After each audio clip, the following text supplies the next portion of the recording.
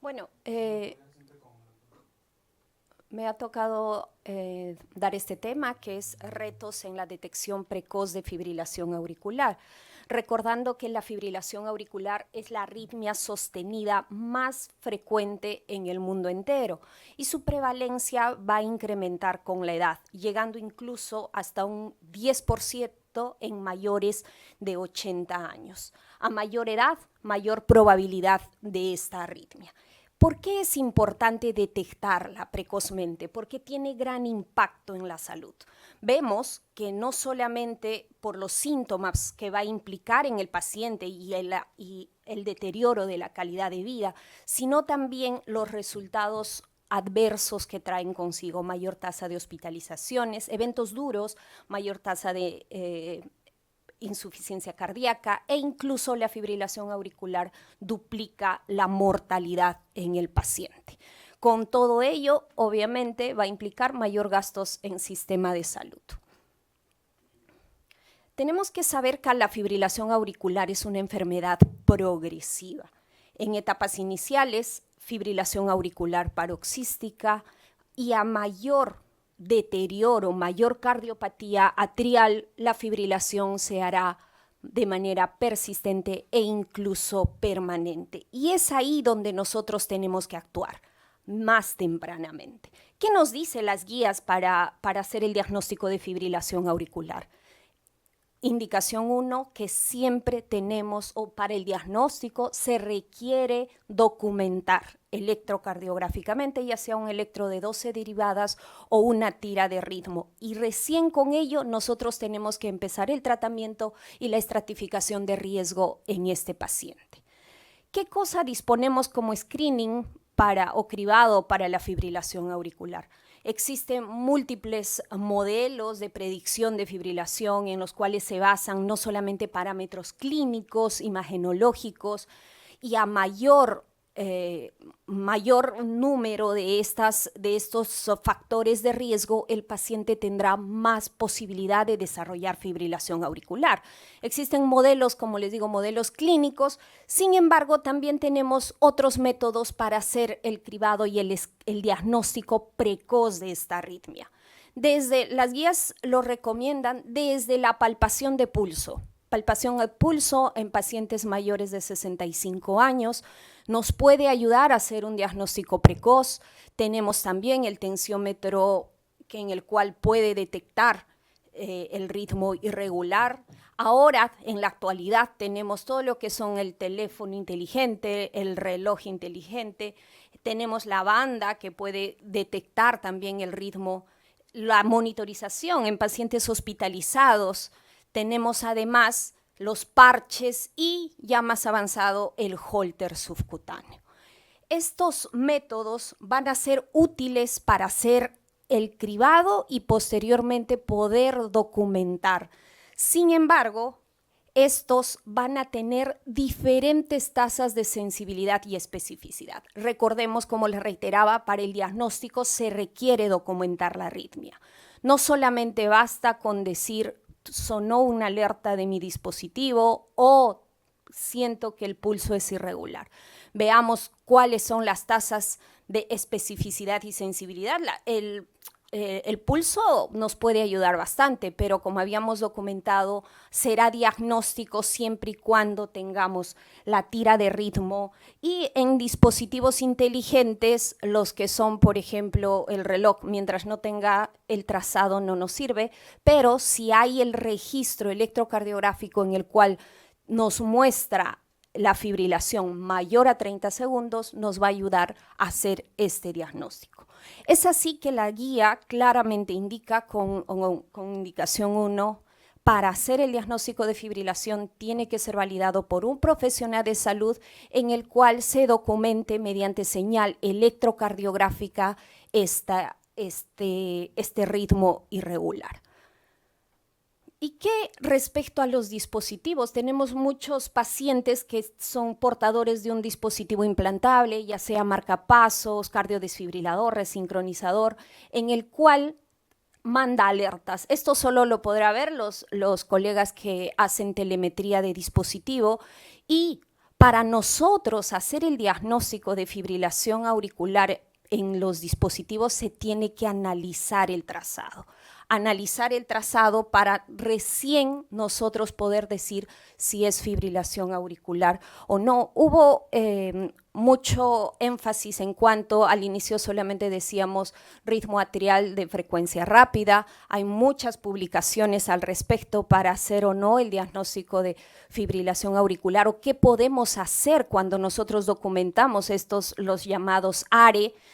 Hay publicaciones, aquí por ejemplo, más de 5,000 pacientes en los cuales se documentó ARE en su telemonitoreo de los dispositivos y vemos que cuando se considera esos 6 minutos que se solía recomendar para poder decir que es fibrilación auricular, existe casi un 20% de falsos positivos. Entonces, cuando un dispositivo nos dice que hay fibrilación, es necesario documentar el mismo. Obviamente, si la duración de estos ARES o de estos ritmos irregulares, auriculares irregulares y rápidos es más de 24 horas, la tasa de falsos positivos disminuye dramáticamente. Ahora está muy en boga lo que son los relojes y los celulares inteligentes. Esta es una evaluación en más de 400,000 participantes con un seguimiento promedio de casi 120 días. Vean que casi 0,5% les sonó la alerta de que tenían fibrilación auricular. Todos estos dispositivos han sido creados fundamentalmente para hacer justamente el screening de fibrilación auricular, no así de otras arritmias. Entonces, muchos de ellos recibieron esta notificación, pero se tiene que hacer el análisis y veamos que estos pacientes, cuando se les tomó electrocardiograma, un 34% eran efectivamente fibrilación auricular.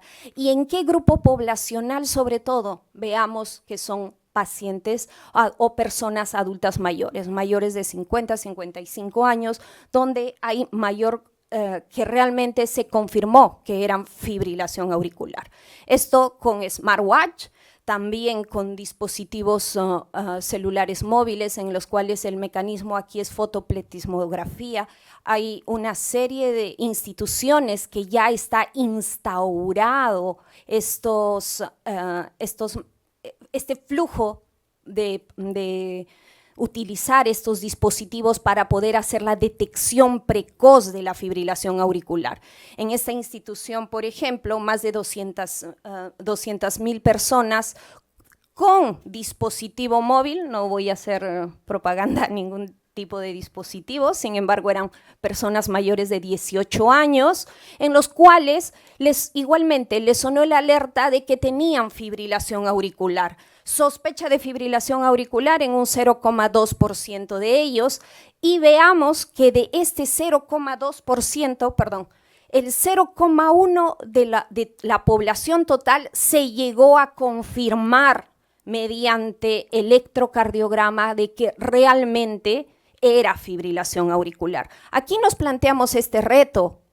¿Es suficiente para poder nosotros ya empezar hacer, si bien es cierto, la gran mayoría de personas tienen estos dispositivos, ahora nos vendrá ese reto? Realmente aquí es cuando ya tenemos que empezar a tratar, tenemos que evitar las complicaciones que implica la fibrilación auricular y voy a poner justamente acorde a esto, ¿qué implica tener este tipo de pacientes? Aquí es un estudio con casi 600,000 profesionales a quienes le preguntaron ¿cuántos pacientes tienen o se les ha sugerido que tengan algún dispositivo inteligente?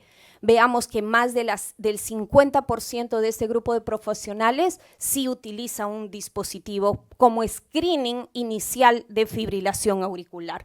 Algo importante de este mismo es que estos pacientes que realmente, o más del 50% de estas personas realmente, o de la población había tenido pacientes que sí finalmente tuvieron el alerta de la fibrilación auricular, sobre todo en pacientes en quienes tienen alta sospecha de sintomática, sobre todo, de esta arritmia, ¿no? Creo que aquí va a entrar un rol importante, o cuando uno quiere documentar recurrencia de la arritmia post-ablación.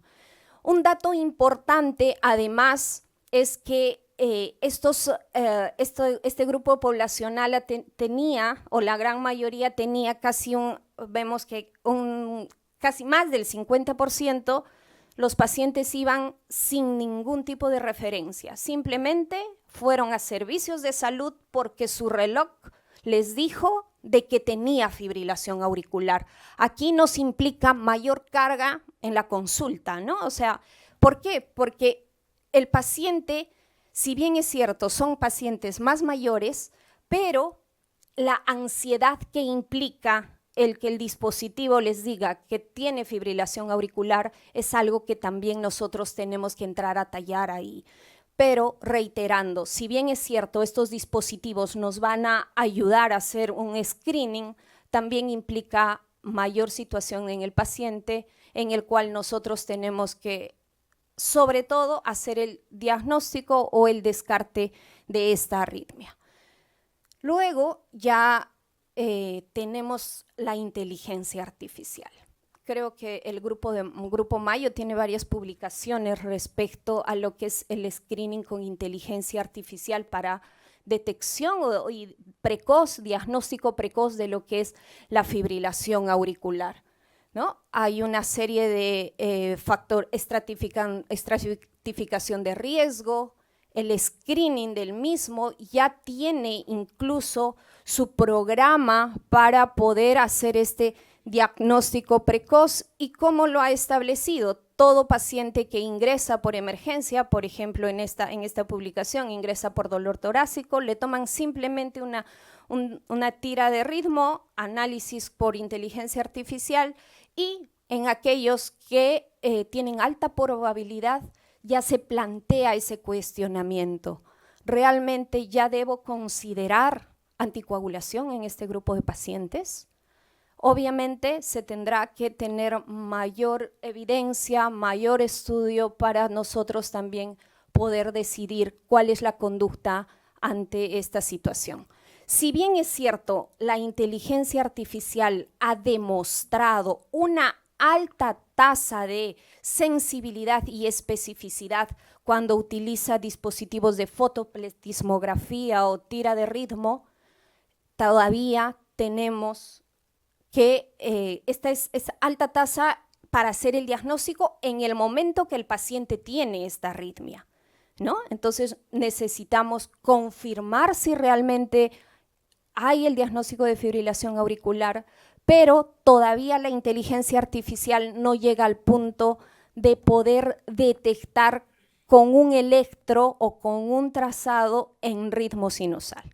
La inteligencia artificial, alta tasa en cuanto al diagnóstico cuando está documentada la fibrilación auricular, pero todavía me imagino ahora o en los próximos años que viene ya habrá o es un reto de simplemente ver el electrocardiograma y nos podrá decir si ese paciente está haciendo o no episodios de fibrilación auricular paroxística.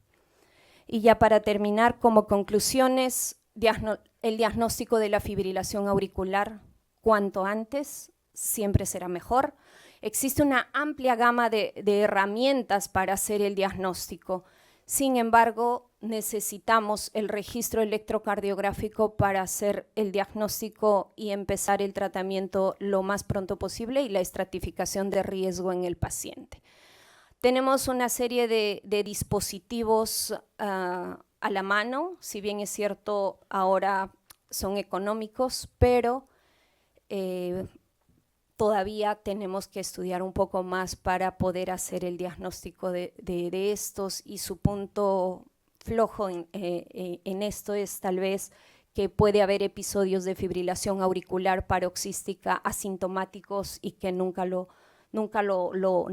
lo van a detectar. Obviamente ahí, como decíamos, la inteligencia artificial probablemente de repente nos va a ayudar a hacer esto y será un gran reto para hacer una detección precoz y con ello el tratamiento oportuno. Gracias.